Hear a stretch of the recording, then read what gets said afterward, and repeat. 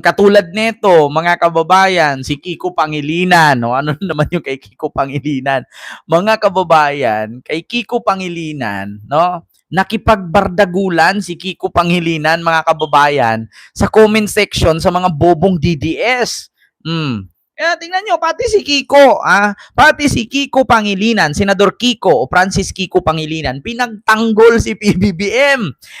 Kasi ganito po ang nangyari, mga kababayan. Basahin ko lang alam nyo, sa totoo lang, mga kababayan, yung mga literal na opposition group, pag sinabi nating opposition, yan yung mga liberal. Yan si Bam, si Kiko, Leila de Lima, Risa Hontiveros, Leni Robredo, sino pa? Sila Tinio, yan, si Castro. Yan, mga kababayan, mga grupo ng liberal, grupo ng tawag dito, oposisyon. Yan yung mga literal at mga totoong kalaban ng Administrasyong Marcos. Pero ngayon, mga kababayan, pinagtanggol nila si PBBM dahil nakita nilang tama ang ginawa ng ating presidente. Katulad na lang dito, mga kababayan, natawa ako dito sa post ni Nutriban Republic. Bakit? Kasi ganito po siya, mga kababayan. Ito ilagay ko lang dito yung ating lapil sa liig. Ngayon, mga kababayan, ganito kasi ang nangyayari. Sabi kasi dito, Kiko Pangilinan na tagpuang nagbabardagulan ng low IQ trolls gamit ang pinakamasakit nilang kahinaan, logic. Dito kasi may nag-comment na DDS. Ayan po mga kababayan, si Kiko Pangilinan sumagot. Ang comment kasi ng DDS, kasi tumakbo kasi si Kiko, kung naalala nyo, mga kababayan, sabi dito, umasa ka pa talaga na manalo ka. Kasi nga, mga kababayan, nung last 2025, last year, na sabi ni Kiko, tatakbo akong senador. Sana pagpalarin. So, comment ng DDS, sabi niya, at umasa ka pa talagang manalo ka. So, sumagot si Kiko. Ang sabi ni Kiko, nanalo nga at number 5 pa nga. Di ba? Ayan na, mga kababayan. Umasa pa daw si Kiko na manalo. Sumagot si Kiko ngayon, nanalo nga at number 5 pa nga. Yung trolling script mo, luma na at outdated. Mag-isip-isip naman ng mas updated na script. Sabi ni Kiko Pangilinan. Sabi naman ni Mohamed Youssef, ayan, sabi niya, yan ang kumilik. Magic. Tama po ba, Mang Kiko?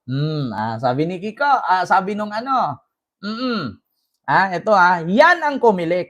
Magic. Tama po ba, Mang Kiks? Sabi nung DDS. Sabi naman ni Kiko Pangilinan, kung nag-magic ang nasa kumilik, na mga appointees naman ni PBBM at Digong or ni Pidots, di ba dapat mga kandidato ni Marcos tulad ni Pacquiao, Abalos, Revilla, Binay, Tolentino, o mga DDS candidates ang nanalo at hindi kami ni Bam. Common sense lang, mag-isip-isip ng maayos pag may time. Di ba? Kasi, alam niyo mga kababayan, itong mga DDS kasi, nare-real talk.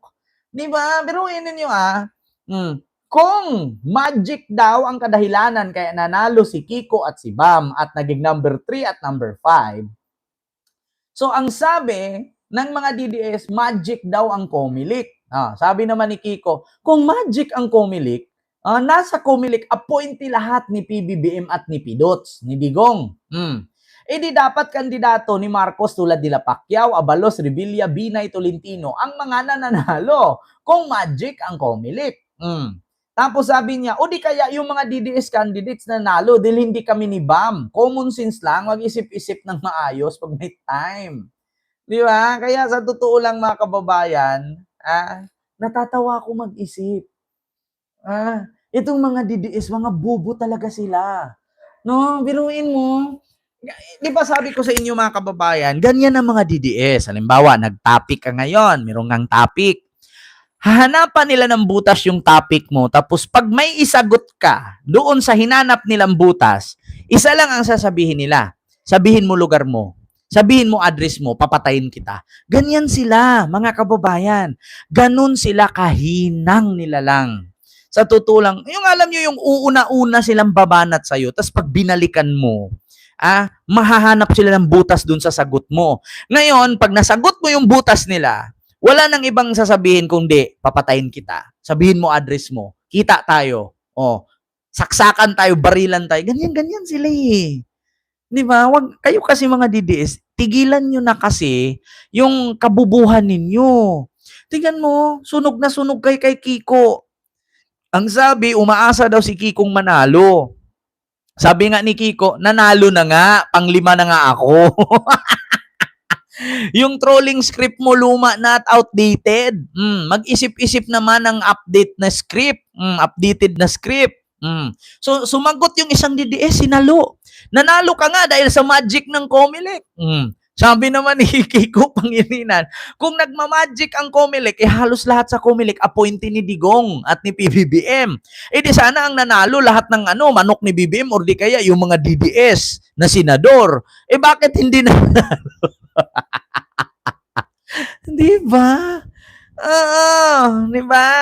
Norman, Valencia, di ba? Ganyan sila. Ganyan katanga-tanga yung mga DDS. Kaya nga, iwan ko ba ba't ganyan sila? Di ba kaya hanggang ngayon mga kababayan, mga pangit pa rin sila. Hindi sila nagbabago. Hindi sila umuunlad kasi mga bobo sila. Napansin nyo, sino bang nakakita dyan mga DDS mayaman? Wala. Paano kaya yaman kung bobo ka nga? Pangalawa, paano gaganda ang buhay mo kung tanga-tanga ka nga? Di ba? Ay, nako. Ganyan sila mga kababayan. Kapag ka hindi mo mag-post, try mo mag-post. Makauwi daw si Digong. Ano to, paasa na naman. Mag-post kayo kasi sabi ni Sarah, makauwi daw next week. Sabihin ninyo, ano to, paasa o maagang pangangampanya? Magagalit mga DDS dyan. Tignan ninyo ha. Si Sarah nagsalita kahapon sa UK, sa London kahapon. So anong petsa kahapon? 25. Sabihin natin 24. Nung 24. Next week. So, next week, next week? Bukas Lunes na, 27. 28, 29, 30, 31. May 31 ba? Basta next week ang sabi niya. So, hintayin natin. Baka matapos na lang tong buwan na to, wala pa rin Digong makauwi. Yeah? Ayan na naman tayo. Nandiyan na naman si Severino Lopez. Anong sabi ni Severino Lopez? Believe me, Duterte is coming home. You're fake news. Ano daw? Fake news fart. Alam mo, sa totoo lang, Severino Lopez, ayan ka na naman, nagpaniwala ka na naman, hayop ka. Kaya hanggang ngayon, tignan mo, pangit ang pamilya mo, wala kang pera, mahirap pa rin kayo. Sa totoo lang, ang tanga-tanga nyo. Yeah. Ang tatanga-tanga ninyo. Kung meron mang literal, kayo yung literal na bobo eh. Kung meron mang bobo sa Pilipinas, kayo yung pinaka-literal eh. Tanga-tanga tong mga tuno. Paano makauwi si Digong? As long as ang ICC may nakasuporta, kahit magkalasan yung buong United States sa ICC, hanggat ang Asia, Europe, Australia, at Saudi Arabia ay nakakonect pa sa ICC, hindi mabubura ang ICC. Yan yung tatandaan ninyo. Kahit magkalasan lahat ng Amerika, hindi nila matitibag ang ICC. Si Digong manatili pa rin diyang nakakulong. Kasi kung hindi man susuporta ang Asia, may Arab country. Kung hindi man susuporta ang Arab, merong Australia, merong Europe. Kung hindi man magsusuporta ang Amerika, merong Asia, may Europe, may Arab. Hindi mabubuwal ang ICC. Kasi bakit? Kahit 10 bansa lang, ICC pa rin yan. Kahit 5 bansa lang nakasuporta dyan, ICC pa rin yan. Ang akala siguro nila, bubuwagin, aalis si Donald Trump or aalis ang Amerika bilang miyembro ng ICC, ay makauwi si Digong pag magpaniwala na naman kayo. Kita nyo si Kiko. Nakipagbardagulan na sa mga bobong DDS. Diba? Ay, Diyos ko. Kasi yan lagi nilang sinasabi. Ang sabi nila, yung Duterte daw, hindi nanalo dahil minagic ng Comelec yung eleksyon.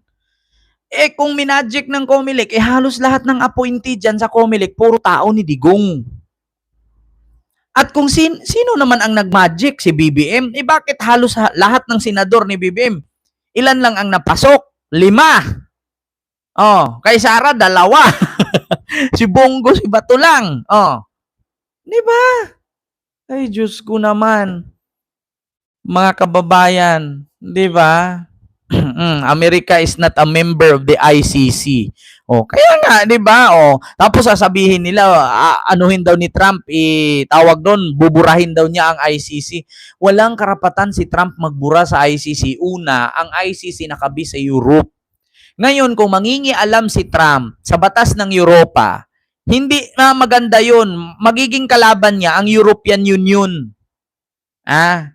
Magiging kalaban ni Trump ang European Union kung manghimasok siya sa batas ng Europe. Ganun yun. Alam nyo ba ang mga grupo lang ni Trump ngayon? China, North Korea. Ang Russia, hindi nga eh. Di ba? Oh, parang si Digong noon, anong ginawa ni Digong noon? Di ba Russia? Oh, Russia at saka ano lang ang kasama niya, China. Kasi bakit? Si Digong po ay hindi pwedeng pumasok, no, sa Amerika. Nakaban si Digong. Bawal siya sa Amerika. 'Yun ang katotohanan. Kaya alam nyo na, mga DDS. Oh, kita nyo, nakipagbardagulan si Kiko, na real talk lahat. Kasi lagi nyong inaano, ang Comelec Magic. Kung Comelec Magic, edi sana pasok lahat ng mga butante ni yung mga senador ni Sara na sinasabi niyang Duterte kasi halos lahat ng empleyado sa Comelec ay appointee ni Digong. At saka halos lahat appointee ni PBBM. Si PBBM ang nag-appoint kay kay Garcia eh. Edi sana panalo yung mga manok ni BBM katulad kay Pacquiao, Abalos, Revilla, Binay, Tolentino. 'Di ba? Bakit hindi nanalo? Hay nako mga DDS. 'Di ba?